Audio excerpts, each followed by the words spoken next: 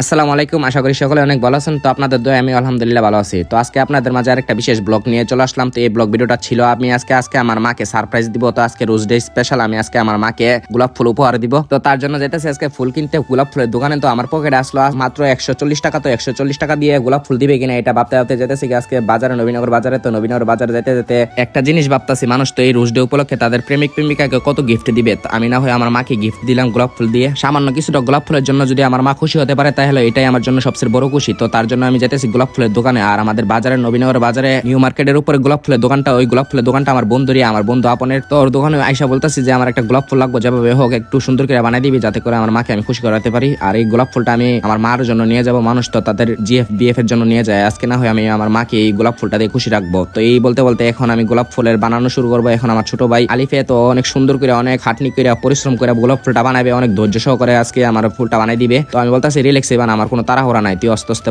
বানাইতে বানাইতে যা। আর আমিও ভিডিওটা করতে যাই, ভিডিওটা যাতে সম্পূর্ণ করতে পারি আর সুন্দর করে বানাবি, আর মানুষও দেখে যাতে পছন্দ করে গোলাপ ফুলটা। আর তোর দোকানে যাতে মানুষ আসে গোলাপ ফুলটার সৌন্দর্য দেখার পর আর ডিজাইন দেখার পর। তো অনেক রিল্যাক্সে অনেক সুন্দর করে বানাইতেছে যা আমার বলার বাহিরে। আর ওর দোকানে সবাই আসবেন, আসার জন্য চেষ্টা করবেন। তো ওর দোকানটা হচ্ছে নবীনগর নিউ মার্কেটের উপর তলায়। তো উপর তলায় অনেক সুন্দরভাবে অনেক সুন্দর করে গোলাপ ফুলের ডিজাইন বানাই দেয়। আর আপনারা আপনাদের প্রিয় মানুষদের গোলাপ ফুল উপহার বা ফুল দিয়ে নানান রকমের কার সাজে উপহার দেওয়ার জন্য এখানে আসবেন অবশ্যই। তো এই দোকানটার লোকেশনটা আমি বলেই দিলাম। তো এই বলতে বলতে এখন আমার ছোট ভাই আলিফে অনেক সুন্দর করে আমার ফুলটা মেকিং করে দিতেছে। তো আমিও দেখতেছি একটা ফুলের তুরা বানাতে যা যা আইটেম লাগে সবগুলো ও ব্যবহার করতেছে, আর অনেক সুন্দর করে বানাইতেছে, আর অনেক ধৈর্য সহকারে বানাইতেছে। ধৈর্যের ফল আমরা জানি মিষ্টি হইতাও, তার জন্য আমিও ধৈর্য করে বসে আছি ওর সোফাতে, বসে বসে ভাবতাছি আর কতক্ষণ বসে তেমন লাগে। তো আমি যখন বসে আছি আপনারাও বসে থেকে আমার ভিডিওটা লাইক কমেন্ট শেয়ার করে দিন। আর আমার ভিডিওটা যদি ভালো লাগে তাহলে তো অবশ্যই ফলো করে দিবেন আমার পেজটারে। তো এই বলতে বলতে এখন দেখতাছি ও ফুলটা প্রায় শেষ, বানানো শেষের পর্যায়ে। আর একটা ফুল বানাইতে কত না কত হাঁটনি হয় আপনারা দেখতাছেন, অনেক হাঁটনি করে ফুলটা বানাইতেছে। আর ফুলের উপর আবার প্যাকেটিং করতেছে কাগজ দিয়ে, সাদা একটা কাগজ দিয়ে, যাতে ফুলটা নষ্ট না হয়। ফুলটা প্যাকেটিং করে তারপর এটা আমি আবার ট্যাপ লাগাইবো, ট্যাপ লাগাই একদম ফিটফাট করবো, ফুলটারে অনেক সুন্দর করবো।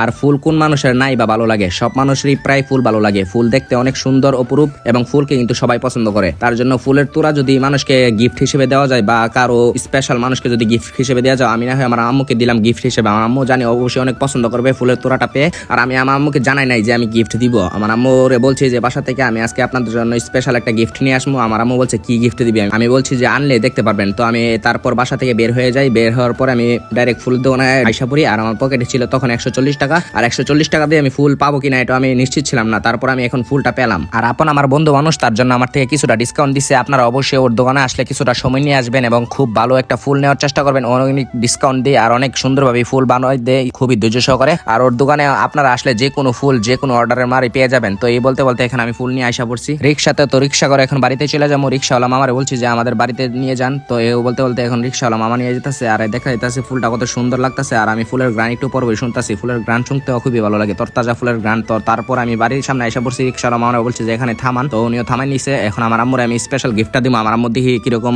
মানে মুভমেন্ট বা কিরকম আমার আম্মুর রিয়াকশনটা। তো তারপর আমার আম্মুর রিয়াকশনটা দেখলাম, আমার আম্মু খুবই খুশি এবং বলতেছে ভালোবাসা দিবস নাকি আমার আম্মুকে, মানে আমি ফুল দিয়ে ভালোবাসা দিতেছি। আর আমার আম্মু তো জানে না আজকে কি ডে। তো আমি বলছি যে আজকে রোজ ডে। তো রোজ ডে উপলক্ষে আপনার আমি ফুল দিলাম। তো আমার আম্মুরে বলার পর আমার আম্মু খুবই খুশি এবং অনেক আনন্দময় একটা সময় কাটাইলাম আমার আম্মুর সাথে। তারপর আমার আম্মুর আবার ছাদের উপর নিয়ে ফুলটা দিলাম ভালোভাবে। আর আমার আম্মুরে বললাম যে হ্যাপি রোজ ডে আম্মু। তো তারপর আমার আম্মু বলতেছে তোরে অনেক ধন্যবাদ। আর তোরে কে বলছে এরকম মান্তাজি টাকা নষ্ট করতে আমার জন্য, শুধু ফুল আইনা লাভ আছে। আমি বলছি যে আজকে যেহেতু রোজ ডে তার জন্য আপনার ফুলটা দিলাম। তো তার জন্য আজকে আমার আম্মুকে আমি ফুলটা দিয়ে অনেক খুশি করালাম। তো এই বঞ্চতে আমার ব্লগটা ছিল। সকলেই ভালো থাকবেন, সুস্থ থাকবেন। আমার পরবর্তী ভিডিও পেতে চাইলে আমার পেজটা ফলো দিবেন। আসসালামু আলাইকুম।